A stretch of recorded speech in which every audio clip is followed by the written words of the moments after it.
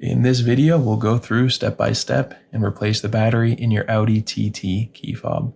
This is an easy process. It'll just take you a few minutes, and all you'll need is a replacement battery, which is a CR2032. If you don't have one of these lying around, you can go check out that link in the description. That first link will take you right over to Amazon, where you can find these batteries for a great price.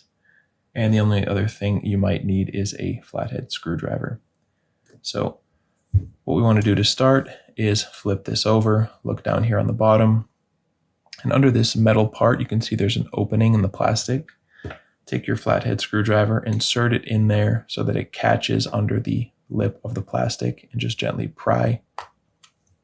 And this back, pry a little bit more, and this back section will come right off, and under there we have our battery. And so we need something that can fit inside this hole here to pry the battery out.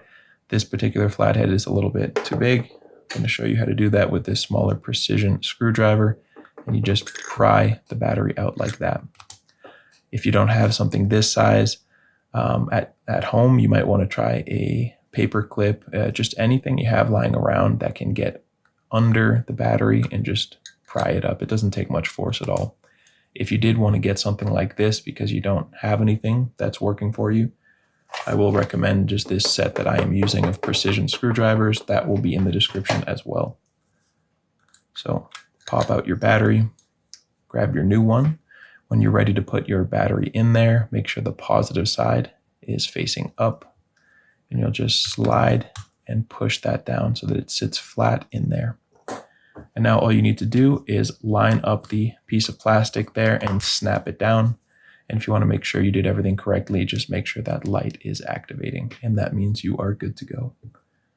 If you found this video helpful, feel free to leave a like or a comment. And if you ever need help with another key fob, you can come back here to this channel. We'll have you covered with a tutorial like this one.